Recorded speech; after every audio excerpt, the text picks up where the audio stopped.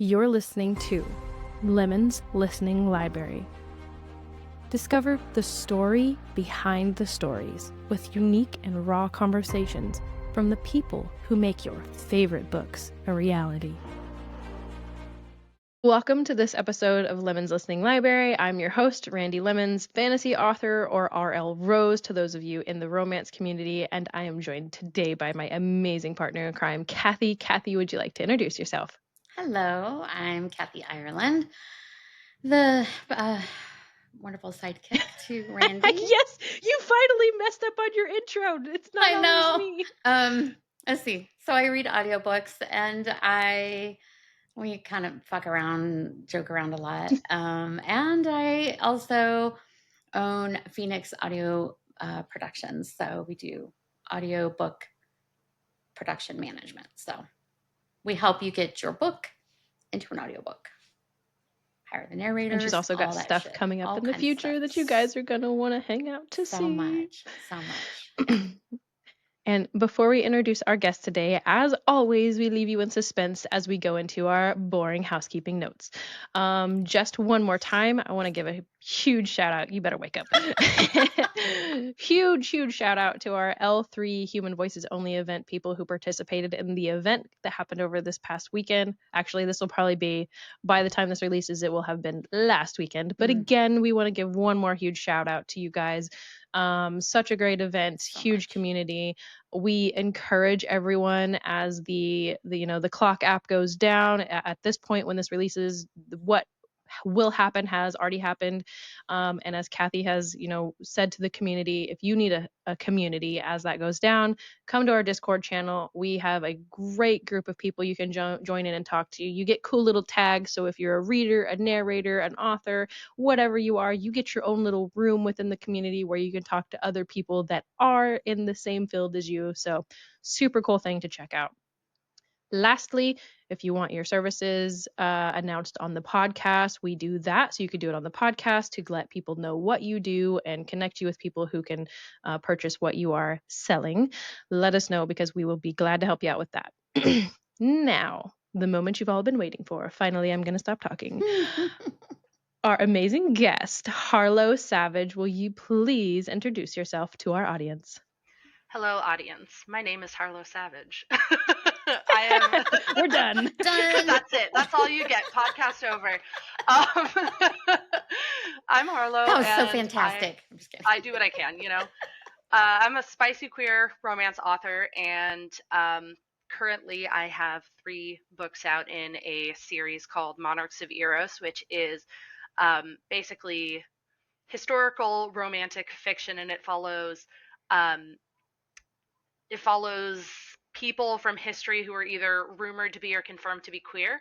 So the first one's Alexander, and it follows, Alexander the Great and his best friend Hephaestion's like friends to lovers situation. The second one. Oh my God, I love that so much. Like, And okay, it's please tell me spicy, that very. Abraham Lincoln has a man. Please tell me that. I would tell you that, but I very purposefully am going to stop writing this series when anybody who could have possibly been alive to know that person is alive today. I'm not looking to get like Fair, Smart. but also I might need that. I'll put it up on my archive of our own. It'll just be like a separate fan fiction. I can just, Under it'll be different I'm name. your only paid customer. It'll be great. It'll be fine. I'll just have it up there, and you'll be the only one who reads it, and it'll be well worth it. Oh my gosh. All right, you keep going. Yeah, the second one is Emperor Ai, and it is about Emperor Ai of Han, who was China's most notoriously bisexual emperor. I actually have them. Oh, that's so cool.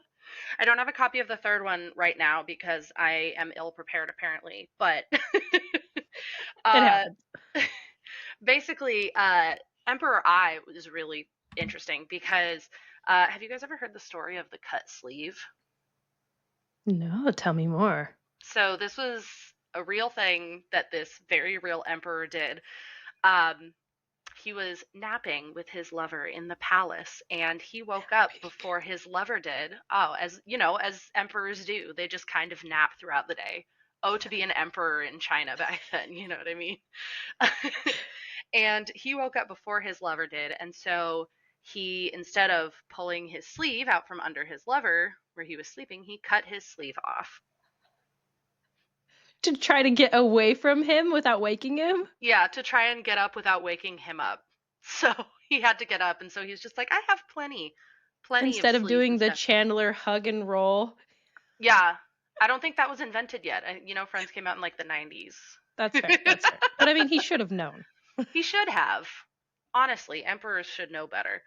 But he's actually that book was where I sort of came up with like the idea for like what I refer to myself as, and anyone else who kind of reads my books, is like the notorious bisexuals. So that's from that. And then Hadrian is the last one that recently came out. And it came out in December, and it is about Emperor Hadrian and his lover Antinius. And recently, actually, well, I say recently, but it was probably like 2 years ago, I was in Rome, and we went to visit the Vatican. And so I can tell you for certainty that this is factual. Hadrian is the reason that there are a bunch of statues of a twink in the Vatican.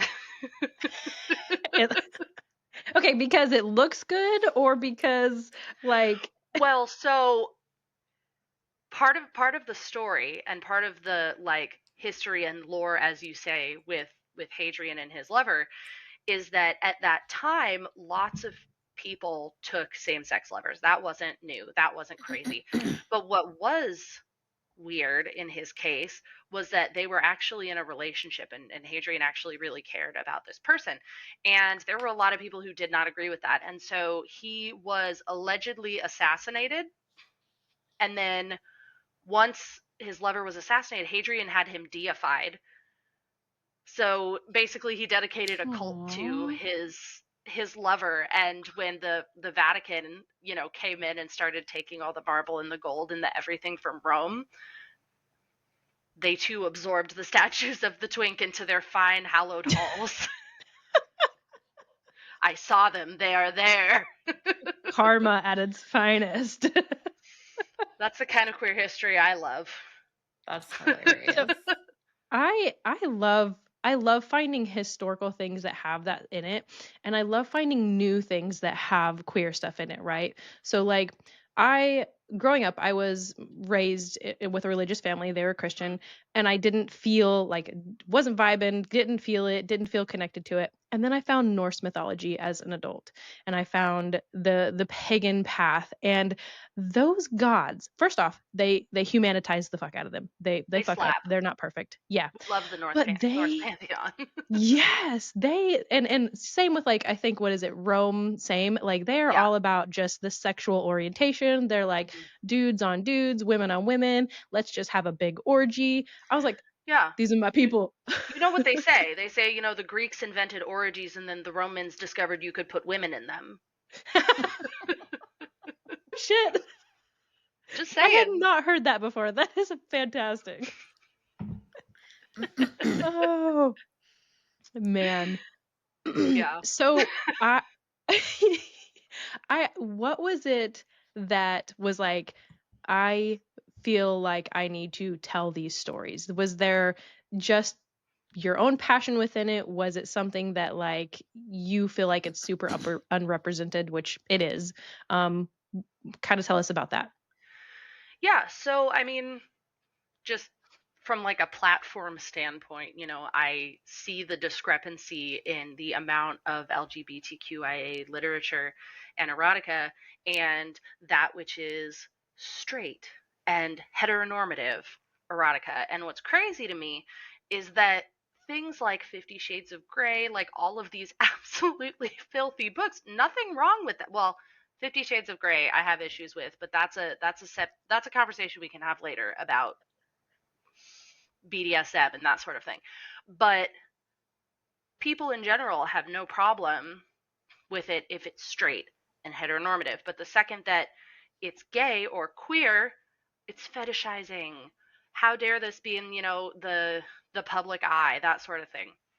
So a big part of what I am doing is I want to help normalize that kind of thing, because while my books are about queer romances, they're about these people that existed in history that a lot of Wait. You mean historians. that queers are human?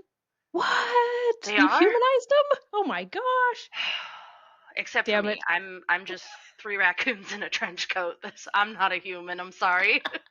Bad queer representation here on my part. But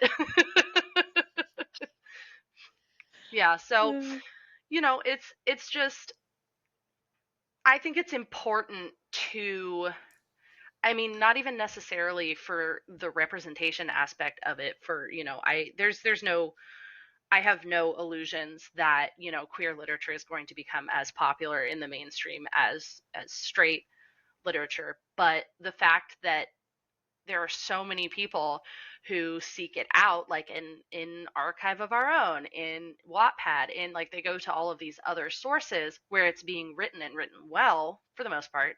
There's some scary stuff on Wattpad, I will not lie.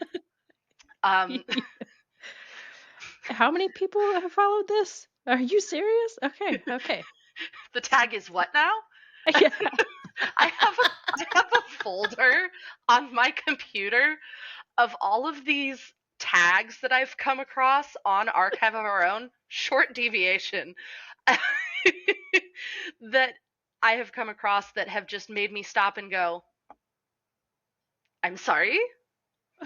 What is that new TikTok trend that's going around? We listen and we do not judge. Exactly.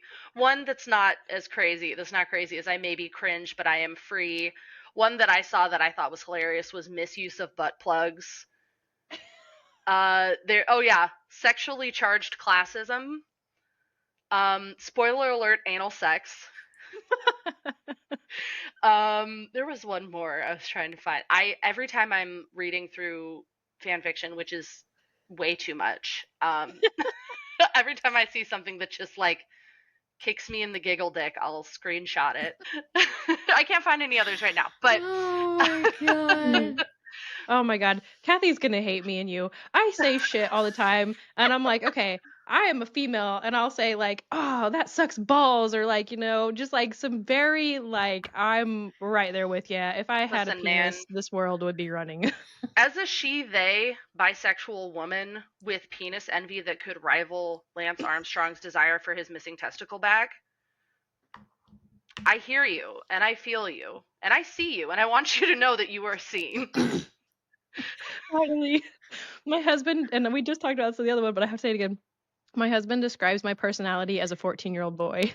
Yeah, that's fair. I think part of it also has to do with, growing up in a more, like, I don't want to say conservative, because I didn't really grow up in a conservative household, but we just, like, didn't talk about sex. We didn't talk, like, I was a good kid. I, was in AP classes. I spent my time reading and, like, all of that sort of thing. So then when I suddenly during COVID discovered AO3, suddenly this whole world was open to me and I had no idea what to do with it.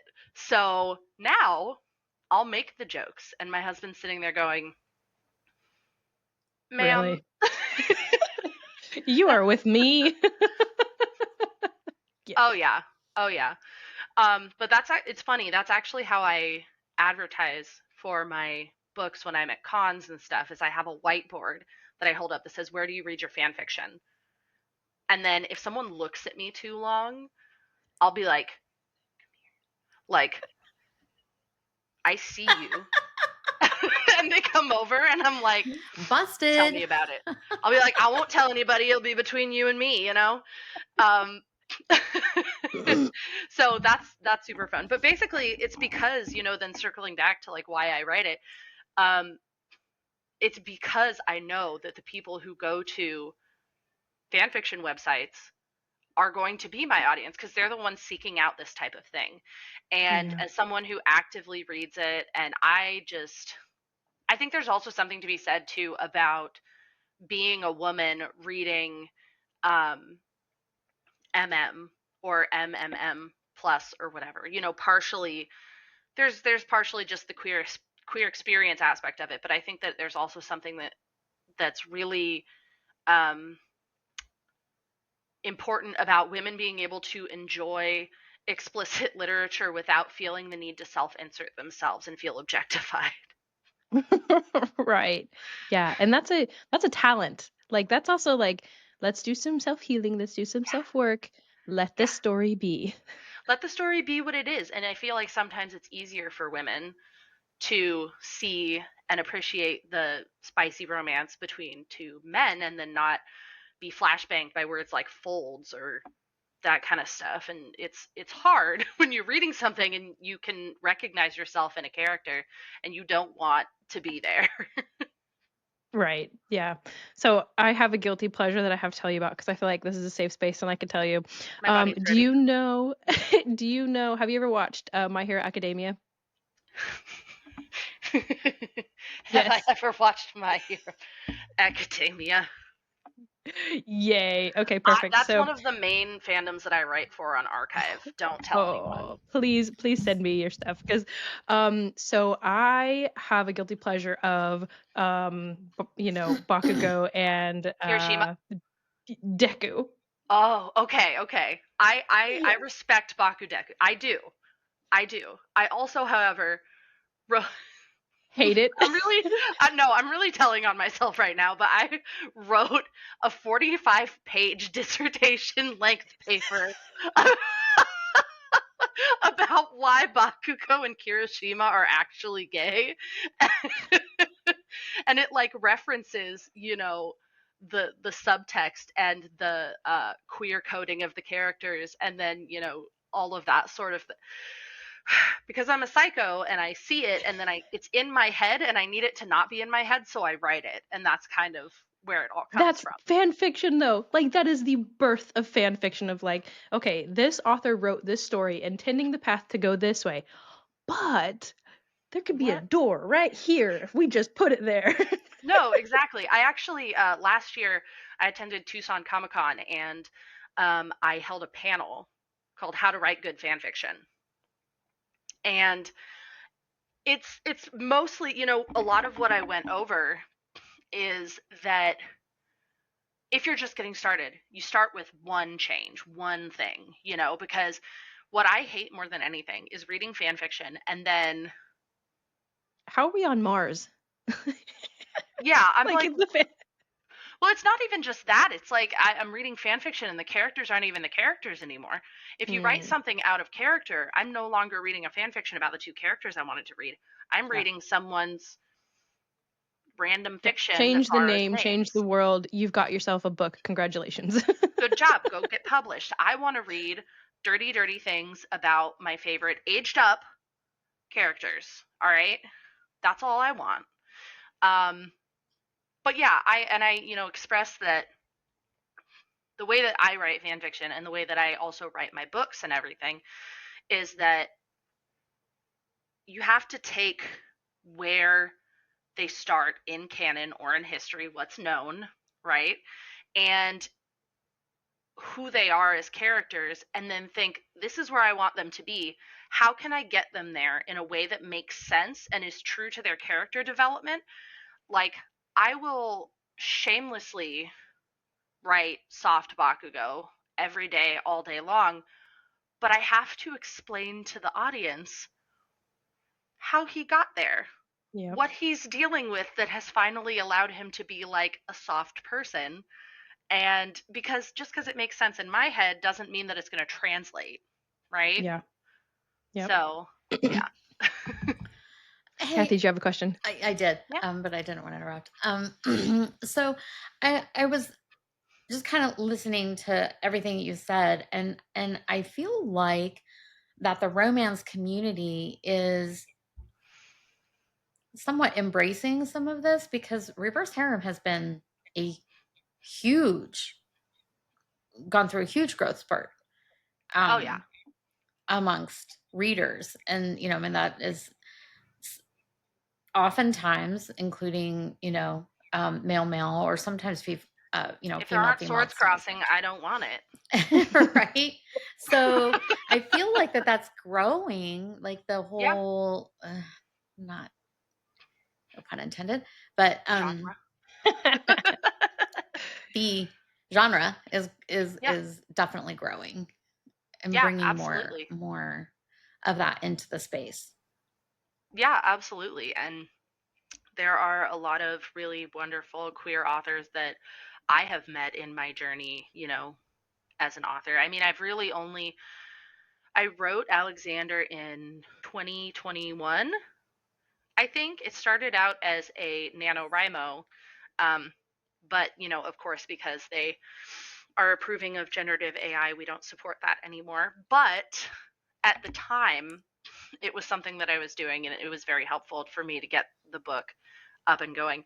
But since that point, I've met so many wonderful authors. I have a really good friend, Teresa Kane, who just came out with a book. I think it's called like Storm and Sea or something, and it's about two like two gay mermaid boys in Italy in the 40s, and I love that. And then my friend Allie Hollis and um, she writes werewolf smut. It's great. Uh, we're working on a Why Choose reverse harem fantasy right now. So, it has really um, expanded, and I think there's a lot more people who are leaning into it, and I think um, that's a really good thing. But it's sort of like how people aren't necessarily ashamed of it anymore. That's great, but okay, let's now get it past that and have it be something where people can be like, hey, there's this really great book that I'm, you know, suggesting for you, and it just happens to be gay. Yeah. Yeah. And also getting to the point to where like so I'm in a heterosexual relationship. I love my husband. I Yes. love what's going on with all of him, Yes. but I can also enjoy these other things. Yes. And that's okay. And just because I would never necessarily my husband tells me all the time, if I was to find the perfect like woman with the perfect penis, he's like, you would leave me for her. I The best love the of way both that women worlds. look. Yes. I love women are so beautiful. Yes. Like when I'm checking out a woman, I'm like, hey, look at her. And he's like, this is not normal. Why are Oh, we my doing husband this? and I do that all the time. We'll be walking down the street and one of us will go, and the other one will be like it's great. It's great. And I have told my husband that if we ever break up, God forbid, he's the love of my life and my best friend, I'm never dating another man ever again. I'm done. Yeah. I'm over it. No more. Thanks. Yep, yep. But I'm also acutely aware that I'm a woman, and Hmm. I'm aware of the shit that women bring to the table, as in like all of our emotional, I don't know if I could. I love men so much, but I also, damn, understand. women are fine. Yes, And that's absolutely. okay. And I can be that way. I can like all of that in one cup of tea. Yeah, exactly. And part of the thing with my Monarchs of Eros series is it explores like a bunch of different types of sexualities, a bunch of different types of like romantic relationships. Obviously, Emperor I was a bisexual man, and later on in the series, we're going to have some women pairings as well.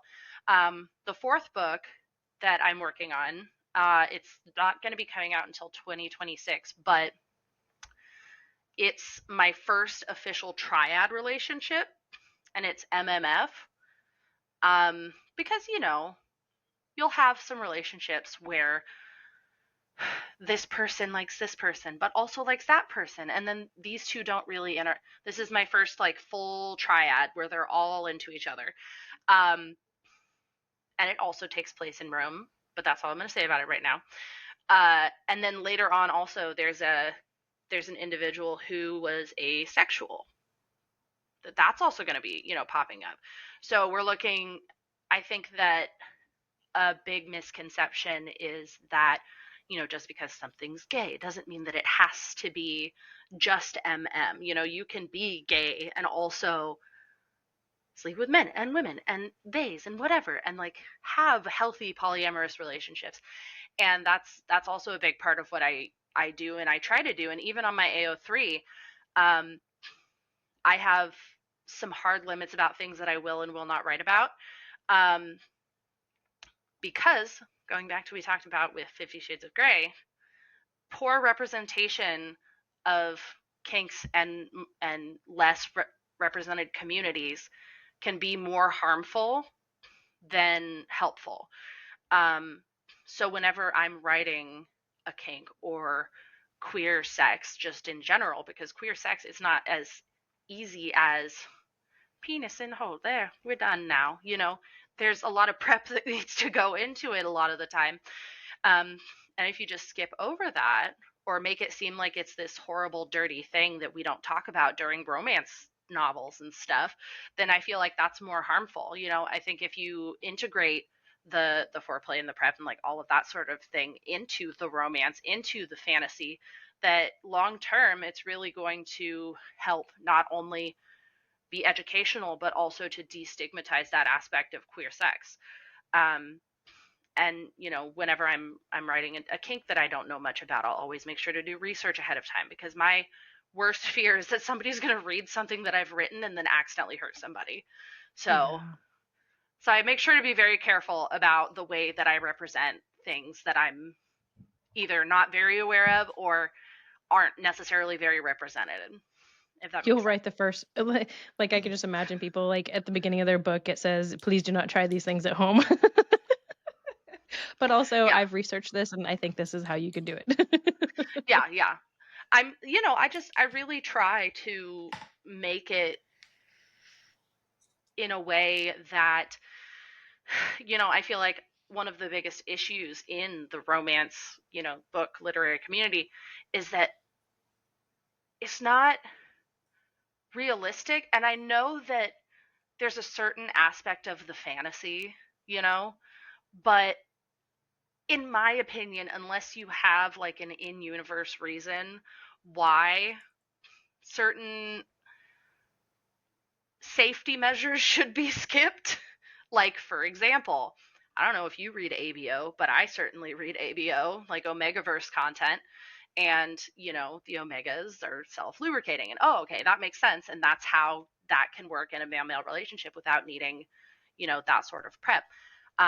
But unless there's like an in-universe example, I think that it's my responsibility as the author to be as like forthcoming with information as I can, and then make it sexy, and then lead it into a place where people are excited about that aspect of it too. Yeah. No, and that's a talent. That's awesome, and that's a good craft in its own. Like I think that for one, the information and the time that you put into making sure you get the correct information out there, that's important, and that shows the amount of care that you have for this community and representing this well. That's amazing. But also, like you said, there's a way to talk about, pouring some lube on stuff that still makes this really spicy. And even though I personally might not want to partake in that event, this is turning me on. Oh yeah, one of the best compliments that I've ever gotten from one of my books was from one of my beta readers who's also a friend of mine. And she texted me after reading Emperor I, and she goes, I had to stop like 4 times and like go get my husband. And I was like, period. I had to question everything in my life like 4 times. Oh, absolutely.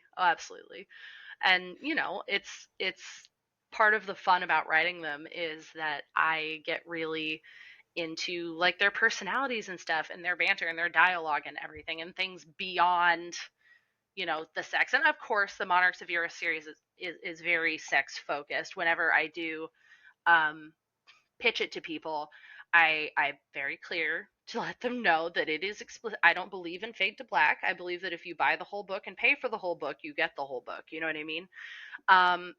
But I just don't need people to be flashbanged by dicks, like, and then come back to me and then say, "What is this? You didn't warn me." I did warn you. And my it's really interesting because so my parents both know that I write these books. Interesting. Okay, tell My me mother more. has read all of my books. How does dad feel about her reading your books? He's very supportive. So it's super funny because you know, when you, I don't know if this is a common experience, but from the people that I've spoken to, it seems to be a more common experience is the shame spiral that you start to have when you first start consuming and writing this sort of content, especially if you were raised in more of like a, like I said, you know, my parents aren't conservative, my parents aren't, um, you know, weird about this kind of thing. We just like didn't talk about it. It just wasn't something that we talked about. And so I had these misconceptions like in my brain about how my parents would feel about me writing this content. Mhm. But when I published the book, my parents were the most excited and they like pitched the book to all their friends. That's And amazing. for 2 years in a row now, I've gone to Phoenix Fan Fusion, and guess what? My dad comes every single year. He comes and he Aw. helps me set up, and like, and my mom also comes, and they switch days and stuff, and they'll just like wander around, make sure that I'm good. Do I need anything? Are you, you know, do you need more business cards? Do you need more something to drink? And they just come and they're so supportive, and it's been so wonderful. And my husband as well, he's also like incredibly supportive of it all, and he's very straight, and he's like, I don't get it, but I'm really happy for you. So That's all I needed to hear, baby. yeah, and my dad and my husband both wear my Harlow Savage shirts whenever they come with me to a con, so they're my little walking advertisements, and it's nice. And yeah, it was very surprising that my parents were so supportive, but they are like my number one fan club people. It's great. That is So fantastic. yes, I love it. Yes. Do you, as you're writing and going through, you know, your process, you kind of touch on it a little bit, but I think, you know, kind of pointing this out a little bit more to people listening, you make it to where it's also very accessible to the broader public. Like you have a niche, Mhm. but you make it to where it's enjoyable for the broad audience. Yeah, yeah, I try. I I like to think that I'm funny, and I have been told that my strength in writing is dialogue. And, you know, as a new author, self published, you know, there are things that I look back on from Alexander, from I, and even from Hadrian and think to myself, I could have written that differently. I could have, you know, I sometimes fall to white room syndrome where I'll get too invested in the dialogue and then people are like, where are we? Like, and I know that about myself. And that's totally like, it's cool. It's cool. I'm working on it. And that's part of being an author and being a creative is like developing and growing as you continue to do the thing that you love. Um, but yeah, I've been told that my dialogue is like what brings people in. And I have had people who have read zero MM before, like my mom. She read no MM, no spicy stuff before. And I warned her, of course. But after she read it, she looked at me and she said, that was really cute and sweet. And I laughed like out loud a couple of times. I would like the way you were explaining it. I was expecting it to just be nonstop, back, you know, whatever. But it was actually a really sweet story. And I was like, thank you. I really do try. I think I that love how that's the you cool thing is that you, it seems, yes, you write the queer stories, but that's not the focus. The focus is the story. The fact that Right. these people were queer or lesbian or whatever they were, and maybe even some straight people in there too. Like that's that's that's not the focus. The focus is the Right. story, and these people just the story accepts who these people are as they are. Right. It's a romance story. It's a love story. It doesn't necessarily have to be a gay love story. It's a love story. And the two main characters are both men, yeah. you know? Um, and I think that that's my biggest issue with gay and queer representation in the media is that the representation that we do get is I'm the gay character. That's what's interesting about me. And that's not what's interesting about every single gay person that I've ever met. And the people who make being gay their entire personality are not people that I tend to spend a lot of time with. Um, I mean, not that there's anything wrong with that. Everyone has their own journey, and like everyone has, and that's fine. No judgment. But I just hate that in the media we have to either stretch and reach and look for, oh, this person's queer coded, oh, this person, did this, they might be gay, or it's just thrown in your face. Alexander the Great was a gay man, probably, but he was also an emperor and a soldier and a friend and he was a lot of different things in addition to his sexuality. And I think that that's really what I do try and focus on in the romance stories that I write. This is similar, but it's not. And Kathy, you'll definitely understand this. But it's the same generalized idea as I'm a mom, but that's not who I am. Like that is something I do. That is something I can do, but that is not who I am. It's the same thing with the sexuality thing. Like that's something I do. That's not just who I am. Yeah, exactly. Exactly. And I find that there's also a lot of overlap with the neurodivergent community and the queer community, and they have a lot of the same grievances that the queer community does when it comes to representation in the media. Like, can we take a moment and Dr. House, autistic, 100%. 100%. But they never say it. And then like the representation for autistic people that we do get in the media, they're all really awkward and really, whatever. And then that's just not the case for so many people,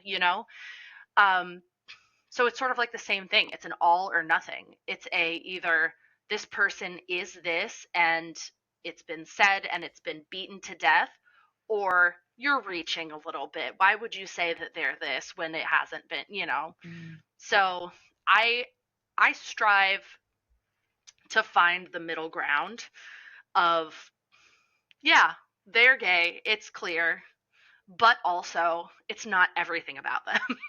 Yeah. But you're right too. You do have to set up such a warning label of like this is what you're going to come into contact with in my book, like just so clear, because there are so many people out there who your book could blow up, and all of a sudden, you've got all these 300 reviews, and then it blows up even bigger, and everyone starts consuming your book without realizing what it is, and then they're like blindsided, and they're like, this was not what I thought this book was about. So then you get a shit ton of 1-star reviews, and it's like, I got no. my first 1-star review, which means that I've made it and I'm ecstatic about it. Like a month ago, maybe 2 months ago. And it was, she mentioned the Aeneid during a time period where it might not have been written yet. And that ruined it for me. And like, there's all these historical inaccuracies and stuff. And I'm sitting there going, if you wanted a super historically accurate book, go read a textbook. That's not what this is. That's not what this was meant to be. And, I don't claim to be a historian. Nowhere in my bio does it say knows everything about history ever. Like, that's not a thing that I have ever claimed. So like, we're here for a good time. Yeah, we're here for a good time and a long time. Sometimes we'll be like, what are we doing? But we'll get there. We'll get through it, So, it's, I try really hard not to let people being negative, affect it too much. Cause I write the books that I want to read. So even if nobody else reads my books, I read them and I like them.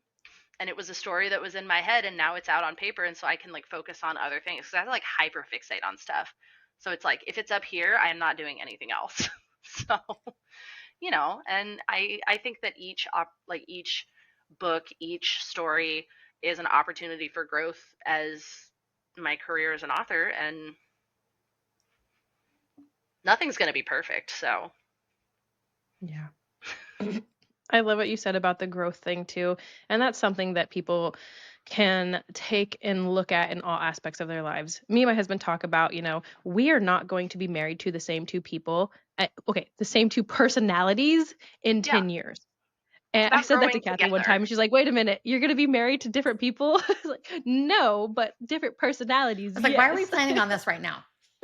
Yeah, I'm not the same person that I was in high school. I Yep. think that the person that That's I a was in good high thing. school, yeah, I think the person that I was in high school would be like, "You're doing what?" And never in a million years. Like I wrote a lot when I was a kid, but like I never thought that this would be something that I would be pursuing like as an actual career, let alone the content that I'm pursuing. And I think that it's really good and important to go into your relationships and stuff with the mindset of we're gonna change. And as long as It's never we're gonna look like this again. exactly, And we that's enjoy not where a we're bad at. thing. Yeah, enjoy where we're at and we grow together. And I think that that's a beautiful thing. 100%. Yeah. That's a great message. Thanks. I love that. I'm just obsessed with my husband. Sorry, he's like my favorite Yeah. person, and every time I get a That's how chance, it I'm like, should he's the be. best. Yeah. Yeah. No, 100%. I'm the same way. Like, I love dropping, like, I get excited when something comes up and I'm like, oh, I can talk about my husband. I don't have to, like, awkwardly, like, mention him when he has no context in this conversation. Oh, absolutely. I'm gonna take a moment really quick just to like hype him up because the way he proposed to me is he proposed to me on top of the Eiffel Tower on my birthday. What? So cool. Dang. That is so sweet and thoughtful and hello romantic. I How long know. ago was that? 3 years ago. 3 years ago because that was when we were in Rome and Paris, and that was that trip. Then the year after that we got married, and I like yeah, the year after that we got married, and then this last year we were just sort of like around. Yeah. Oh, That's so sweet. I love that. That's a Now, brownie does he points for the read? What hubby. does he read? If you ask him, he would say, I don't read anymore. I read in high school. I'm done. I've read enough books. But yeah, we're both like really into like sci-fi, fantasy, that sort of thing. But we consume it in different ways now. We're both really into Warhammer 40K, which I'm reading the Horus Heresy series right now, and it is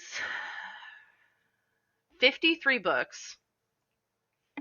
And they are all like Robert Jordan length, thickness, and small text. I'm on Okay, the hang on. 5th one. Warhammer has a backstory. Oh, yeah. Oh, yeah.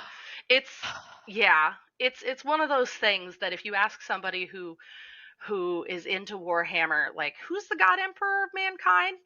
Oh we my don't have gosh. we don't have time to get into that, because to get into that I would have to explain the warp and the chaos gods and the primarchs and like the dark age and everything leading up to that, and then I would have to explain the Horus Heresy, which has 53 books covering what happened. Like, we don't have time for that right Now, this now. is a Some other game, time. right? Isn't this a game? Mm-hmm. Yeah, so Warhammer 40K, there's also Warhammer Age of Sigmar, which is the fantasy version of it.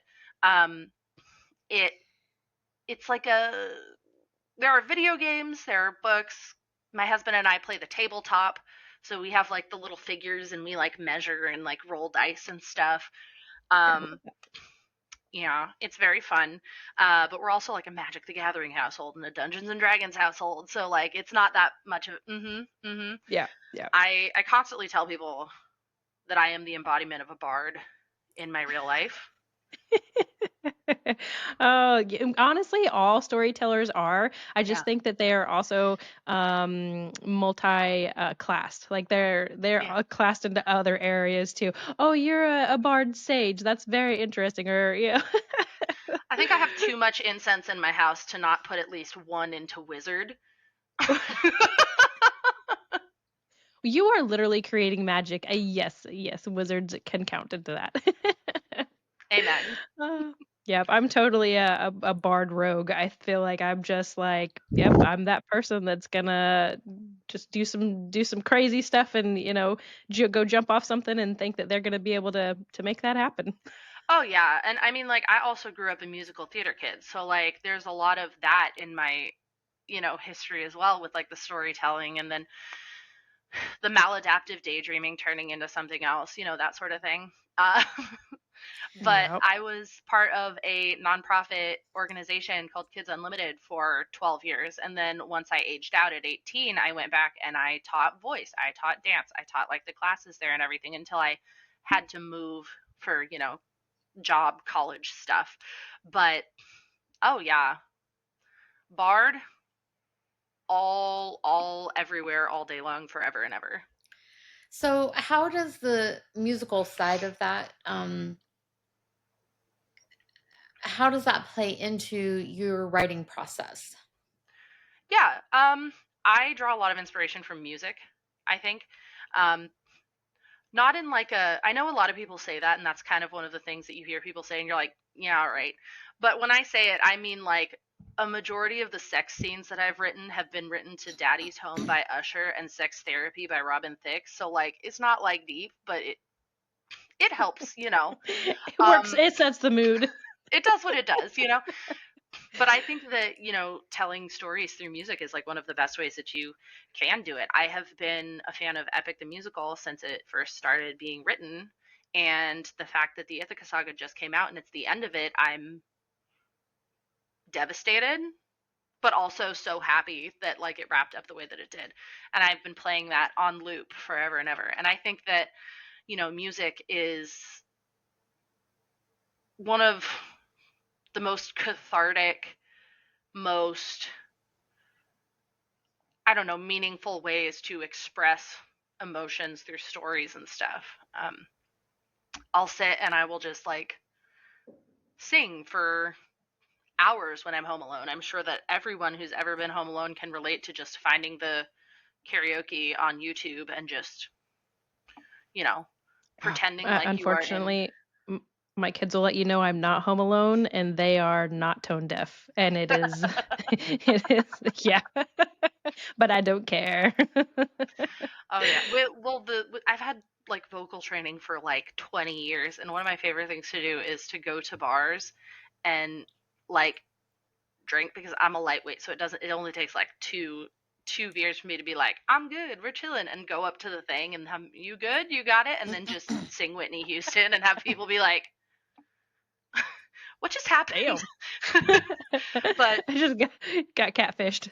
oh yeah, but no, I'll absolutely listen to songs and like lay in my bed and just like stare into space and imagine like scenarios for future books and conversations between my characters and that sort of thing. And I think that you know it's always just been a really fantastic way for me to express myself. I've always said that singing is just like screaming, but prettier. So when I'm angry, I'll like put something on, put on a karaoke, and then I'll just like belt that shit out, and then I feel better. Um, so yeah, it is a pretty big part of my process, I'd say. I love that. I just want to say really quick, the amount of passion that like you are talking about stories, like okay, for one, I love your neurodivergent mind because I can see it and it's like, oh, thought come back. Yeah. Ooh, thought come back. But like the passion of like when you get it triggers something that you're passionate about, the authenticity of which you get excited about it is so evident. And I'm like, I could sit here and talk to you all day long because it's real and I don't have to be like, oh, is she faking? Or, you know what I mean? You know what I mean? I don't have the ability to mask that well. It's not. My husband always tells me, he says, traveling with you is my favorite thing because you just get so genuinely excited about stuff.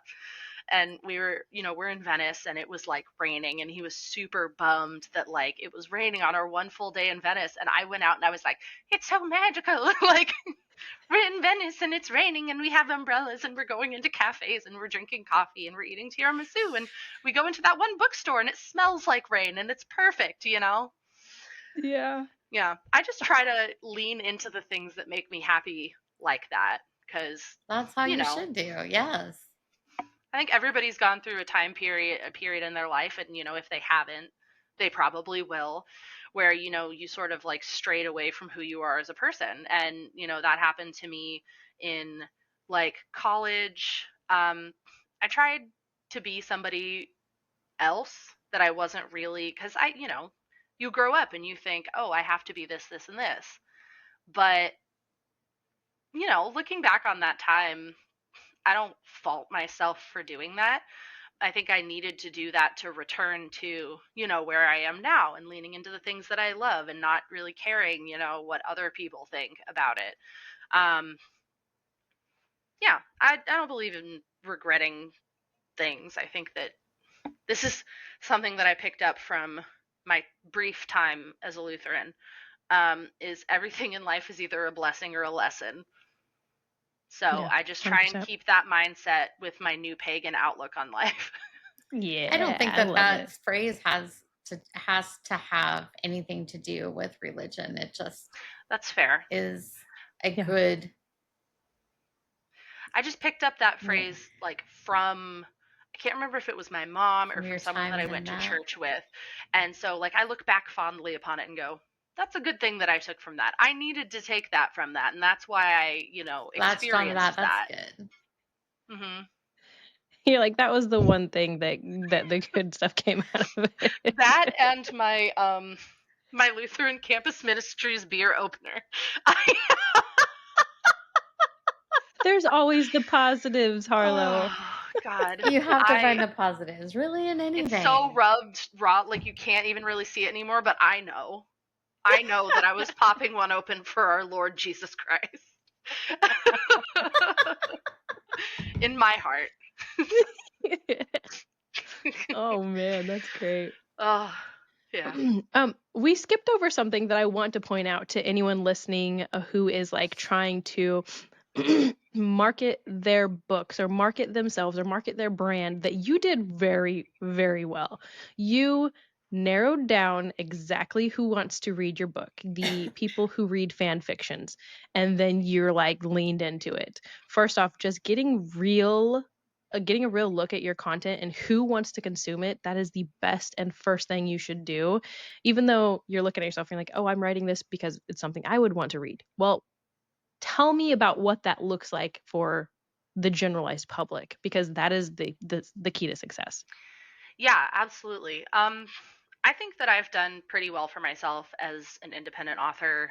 Like I said, I only came out with Alexander in 2021. And since then, I have done mostly online sales, but I also did Fan Fusion in Phoenix 2 years in a row. And the first year that I went, I thought to myself, what would be a number that I would be like, wow, that is such an accomplishment if I could sell that. And so I brought 100 copies, right? This was my first time ever vending at a convention. This was my first time ever selling my book. And I actually ended up selling out, which was crazy because that's not something that really happens at cons, especially for authors selling. But I really do think that a big part of it was my sign and how I could see who would, be interested. And then the second year, I published Emperor I, and so I brought 100 copies of Alexander and 130 copies of Emperor I, and I sold out again. And it was crazy because I went to go do a meet and greet with Brandon Rogers, Hell of a Boss, that sort of thing. I just really wanted to. I gave him a copy of each of my books and was like, this is just for you. And he was like, whoa, that's crazy. I don't know if he's read them, but it makes me happy knowing that I gave them to him. There's And another thing that you do that I want to point out. So your sign calls them in, but the shame keeps them from coming to your table. The worry of who's going to judge me for being over there, who's going to, yes. and you're like, I see you. I'm going to go ahead and connect with you. I'm going to have a human moment. Come on, come here. That Yeah. is breaking through the shame and making it a human connection of oh, she's just wanting to talk to me. I'm not actually going to purchase anything. Give me everything you have right now. The way that I have on more than one occasion leaned in and gone, I got the good shit for you. Actually. The way that I've done that multiple times I just think it's funny. And the people who, would read they also think it's funny. I have on more than one, I think that's part of it too, is you can't be afraid of reaching out to people, because I have, of course, on more than one occasion, been very wrong about someone who would potentially read my book. How did that go? But I really want to well, hear that, if you don't mind. yeah, I have two stories that are that really stick out in my mind. The first one was I was at a con and I looked at a guy and he looked at me and we made eye contact. He looked at my board. I think he was just confused, but I was like, "Do You're in you cell read mode. spicy queer romance?" And he goes, "No." And I said, "You want to start?" And he was like, "You know what? Fuck you. You've got me." And then he actually bought my book. So That's awesome. it was great. It was great, you know? And I would love for my book to be the gateway drug to further queer romance. That would be like I would wear that good badge. shit. I would wear that badge with pride, you know? And the second one was kind of a weird situation, but I was in the USPS and I was mailing copies of my like author copies to some book talkers that had expressed interest in my book. And this guy was in front of me in line and he was there with like his older mother. She was probably like late 50s. He was like 30s or something. And he was like, "Whoa, those are so pretty." And I was like, "Thanks. And what are they?" "Oh, I wrote them. You know, these are my books. This is what they're about." And about halfway through the conversation, you know, he's interested. He's asking me questions. His mom comes up and is like, "Oh, Alexander the Great, he was one of them gays, wasn't he?" And I went, "Yes." And and so she's just like making these weird comments. And then she said something along the lines of like, "Oh, yeah, he was gay. That would explain why he died of those diseases." And I looked at her and you know, going back to not being able to like mask or do anything in any neurotypical way, I looked her in the eyes and I said, "What a weird thing to say to me." And she just looked at me and we made eye contact. And then I was like, "Anyway." And then I continued the conversation with his son. I was like, "I wrote these books.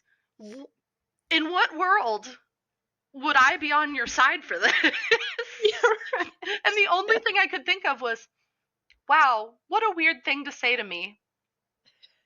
What did she And do? she The was most quiet. docile thing. Yeah, she was just quiet for the rest of it.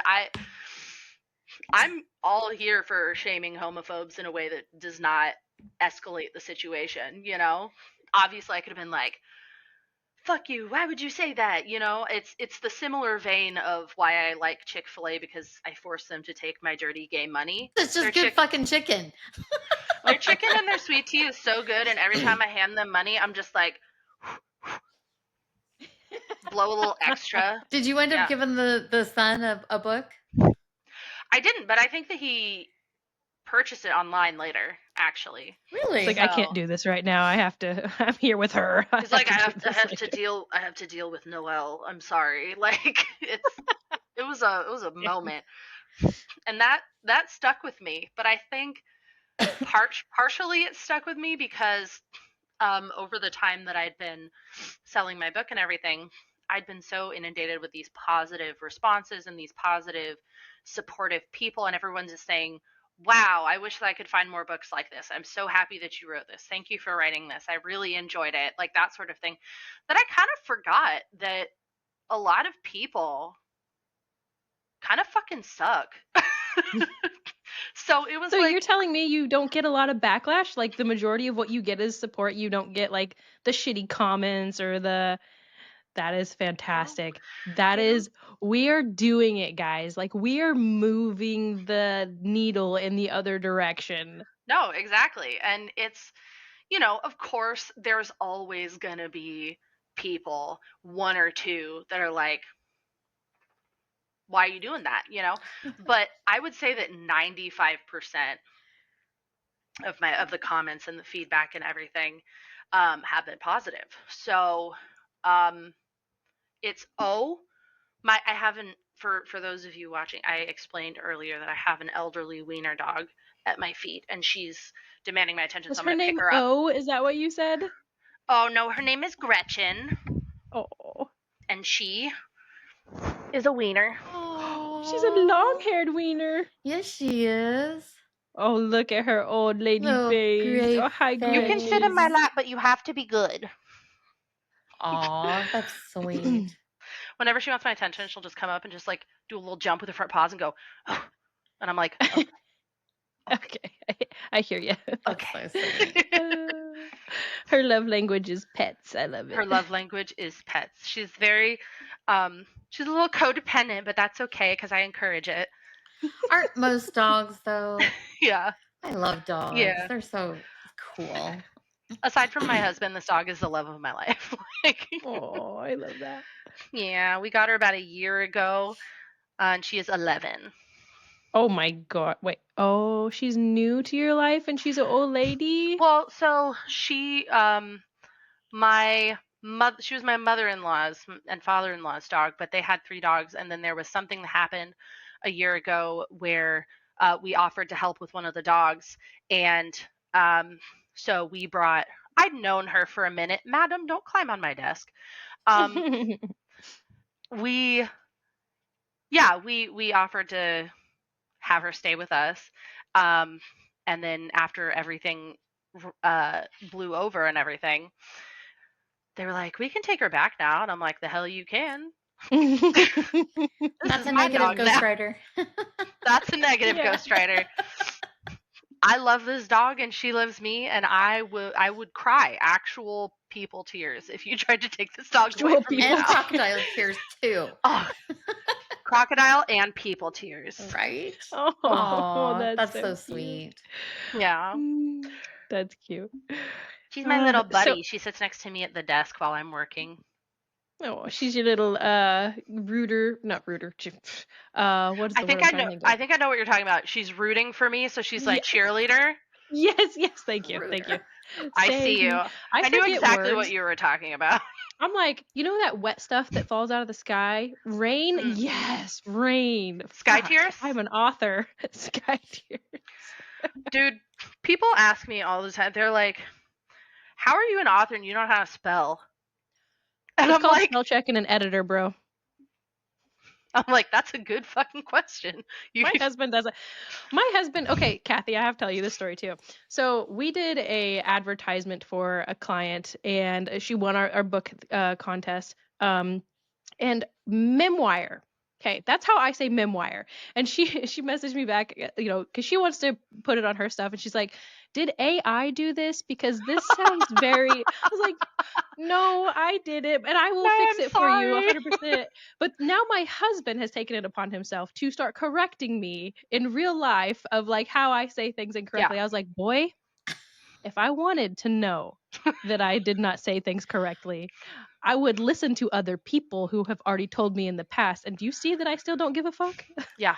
The Sometimes funny I thing hear. is that we redid that commercial or whatever it was. Yeah. I swear to God, she's like, "How do you say it?" I'm like, memoir. Wait, Kathy had to go change the writing for me. I did. So I spelled it phonetically. War. Yep. I mean, sometimes it be like that. I have a friend who, every time he says the word melee, he pronounces it melee, and I have to like, Yeah. Isn't that a bug? A mealy bug? I have a mealyworm. Yeah, I think it is. Yeah. I don't know. I don't like the way it's spelled, I see where he got it, but at the same time, I'm sitting here going, that offends my sensibilities a little bit. Okay, but on the other side of that, I will make up words in my fantasy world that have no right sounding like what I just think that they sound like in my head. And like Like one your of them, shoes? one of the words I made up a world that I wanted it to be called Mejug, and when you read it out, it says my shoes. I love that so much. I have a weird way of approaching things where like that I'm naming. So in addition to the series that I'm working on with my author friend, I have a fantasy series that I've been working on for probably the better part of 10 years. It's just like been ruminating. and I wrote like 30,000 words of it, and then I realized that I didn't want it to be in first person, so I rewrote the whole first part of it. But I'm very anal about magic systems making sense and things being named in a way that makes sense, because I almost minored in linguistics in college, and languages are so interesting to me. One of my favorite things to do is learn languages. I'm currently learning 8, so it's like, it's just what I do in my free time. It's a fun thing, to do. So does it annoy the fuck out of you that all the Dragon Ball Z characters are named after vegetables? A little, but not the way that you. I applaud them for being creative, but you know what I did? I was watching JoJo's Bizarre Adventure, or rather, I was trying to watch JoJo's Bizarre Adventure, and the character Robert E.O. Speedwagon came on, and I was like, "Is this fucker's name REO Speedwagon?" And my husband went, "Yeah," and I said, "I can't watch this show." And he was like, "What?" And I was like, I'm 2 episodes in, and they hit me with REO Speedwagon. No. That thought like went through my mind like it was doing this trail right here, and it was clicking in me, and then you said it, and I was like, oh shit, I almost spit out my drink. I was like, you can't do that to me, man. And then there was something else that was like, you can handle that, but you can't handle like, there was something. It was either in My Hero or it was in like One Piece or something, where it's just a very clear bastardization of a word that is, and I'm like, wait. They hit me with that episode 60. I'm invested. If you come up to me with a pitch saying my main character is REO Speedwagon, I'm gonna spit in your face. Like, you can't do that to me. Like, no. Oh, shit. Killed So me. what So do there's you this like really to cool watch? thing. I'm sorry. No, I was just gonna say there's this really cool thing that I do whenever I don't know what people are talking about. I laugh and nod like I do. I have no fucking idea what you guys are talking about. It's like a band from like. It's like a band, ma'am. Sorry, it's more like it is a band. They're a great band. Like from the 80s. A band. I don't. Yeah, they're a band. I don't know any songs by them off the top of my head. I'm sure that if I heard one, I would recognize it, but I am the worst with with artist Band names. names. Yeah. Oh God. Me too. I'm bad with names in general, so I get it. But yeah, I was just like, I'm laughing like I know, and this is the most funniest fucking thing ever. I have no idea what you guys are talking about. REO Speedwagon, what's happening? Like, oh man, I do that a lot, but that has gotten me in trouble. Yeah. Okay. You know the song? Okay. Yeah. Yep. Yeah. So Kathy. JoJo's gives me a character, Robert E.O. Speedwagon, and I went, no. No, I'm not gonna let that one fly. Inspiration came straight from that. They loved that band. That band is on their walls. Oh man, it just that seriously did happen. A lot with JoJo's though, like. Yeah. Oh man. Funny. Kathy, you asked me what I watch earlier. Yeah. And I watch a lot of anime. I'm obsessed with One Piece. I have live actions. Oh my god. I have Ace's tattoo. Cool. And my husband for Christmas got me these earrings that is one for each of Zoro's swords. And I know. And I thought to myself, how cool would that be if I had 3 piercings that I could hang them all next to each other? So the very next day, I went to a piercing shop and I got my second and third holes on this side. But they were having a 2-for-1, so I couldn't not take advantage of that. So then I also got my second hole on this side and my helix on this side. My gosh. But I wish I was a jewelry person. I can't. My girls I don't even have do gotten into ring. the whole ear, like the industrial, the and ear jewelry. all of it. Like, industrials are a bitch to heal. I like the way they look, but I don't know if I could deal with that healing process. I can barely deal with this healing process. Like, it took me days before I could lay on the side of my head, and I was dumb and I pierced both of my ears on the same day. So I was just laying So on you're my like, back, just like, this is my own personal hell. Like, They I got did this. like It's me. I'm the problem. problem, It's it's me. me. I think they got like special little pillows to sleep on because like they got, I mean, they have like Helix and what like Like the some of the geisha other pillows, ones. like at the back of your neck. No, it I like have so many specialty it's almost pillows. It's like a donut. donut for your Yes. head. Yeah. Like the stuff that you sit on when you have hemorrhoids. Yeah. Or We after all you have know a what you're The baby. talking about. donuts. Or after Yeah. a baby. Do you know what that reminds me of? That reminds Break me your of that one tailbone. Vine where he's like, "Come, you can't sit with us." Actually, I can't sit anywhere. I have hemorrhoids. Like, have you Yes. What? dude, That guy R.I.P. gives me the Vine. same vibes of the one who's like, I'm a snake. I'm a sneaky snake. I quote Vines all the time, and recently I've been quoting TikTok audios, and Yeah. my husband hates it. He hates it. And he'll like, I'll say something and he'll be like, that was really funny. I'll be like, thanks, it was a TikTok audio. And he's like, Not cool. yeah. Oh man. So So I have a question on, so queer romance is really unrepresented, but it's getting there. Like we even just us talking about, not getting all the hate and everything, it's getting there. yes. What do you like? How do you hope that your stories can contribute to continuing that narrative? I really hope that my stories and the ones that I've published and the ones that I am yet to publish, my fantasy series is going to feature, queer main characters as well. But sort of as a way to ease people into queer media in a way that allows them to bond with the characters as people first. And I mean, I obviously it's a weird way to go about it by like diving face first into smut and being like, I want my readers to see these as people, like actual people. But I think that there's a certain level of vulnerability that you get with characters in romance stories and smutty stories that you don't get with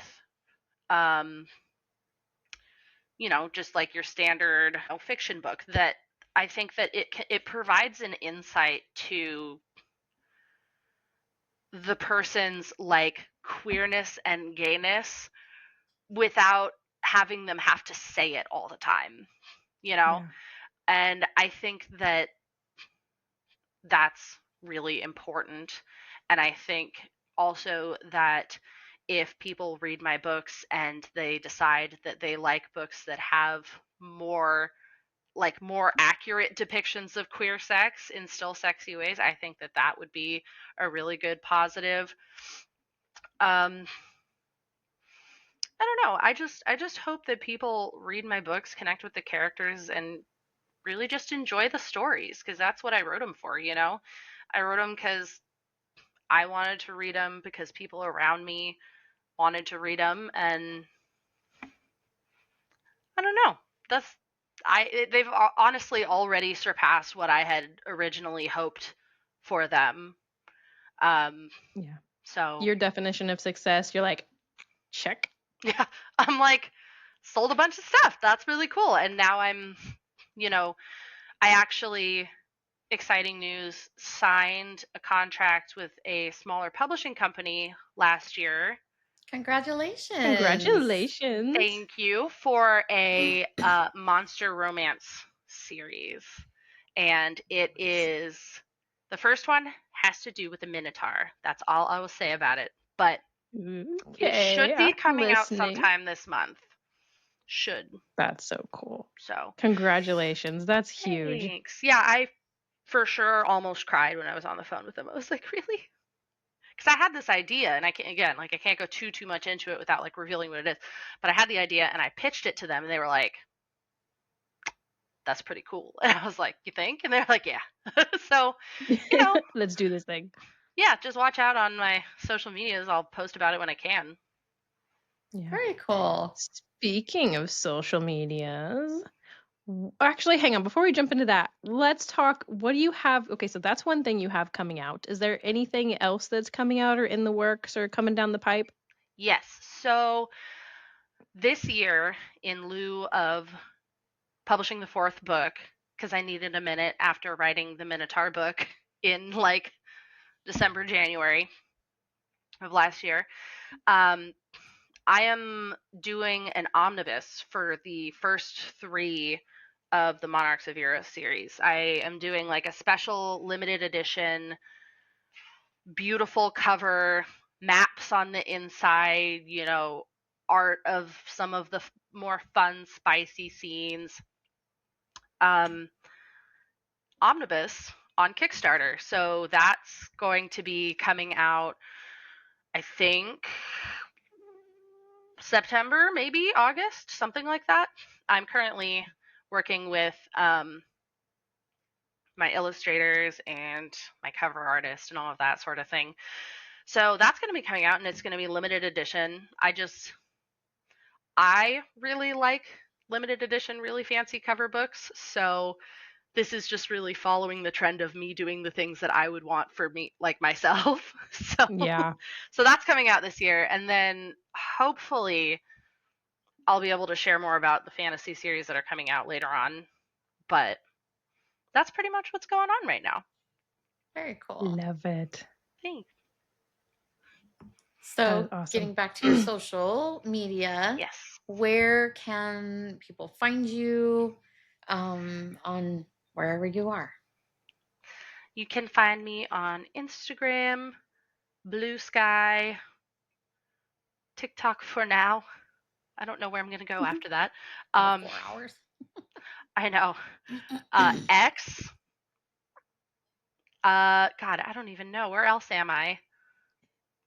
Are you on Threads? Is it all just under Harlow Savage? Yeah, it's all under Harlow Savage or Harlow Savage Official. There's an E at the end of Harlow. So, yeah, that's where you can find me. And then my website is just harlowsavage.com. And if you want to sign up for the newsletter that I put out once in a blue moon, you can do that there. And I also have a Discord channel that is mostly for Kinktober participation, but also I post about my books and projects there as well. And you can find the information for that on my link tree, which is just linktree/Harlow Savage. So yeah, everything that I mentioned and more should be there. I love it. Yep. This was amazing. You were fantastic. And I just seriously want to highlight on you normalizing queer storytelling, because that is fantastic and I love it. And it's like, hey, they're people too. And you give them the big warning, and then just like, your mom, oh my God, that was such a fantastic story. That was so cute. Once I got past all of the gay sex, it was great. That's fantastic. Because thank you for there's the joining us. It connection was piece. really fun. Thank you so much for having me. I really appreciate it. Yep. And sticking out with the chaos of the way that our conversations go. It's fantastic. It's been good. Honestly, I feel good about it. I feel good about how the conversation went, and I feel like we just ping-ponged off each other, and hopefully it'll be an interesting episode for people to listen to. Oh, I think so. too. I think so. Alrighty, ladies and gentlemen, and everyone in between, thank you so much for listening to this episode of L3. We'll see you on the next one. Hey guys, thanks for joining us on this episode of Lemon's Listening Library. Remember, every story has a journey, and every journey deserves to be heard. Keep reading, keep writing, and keep listening.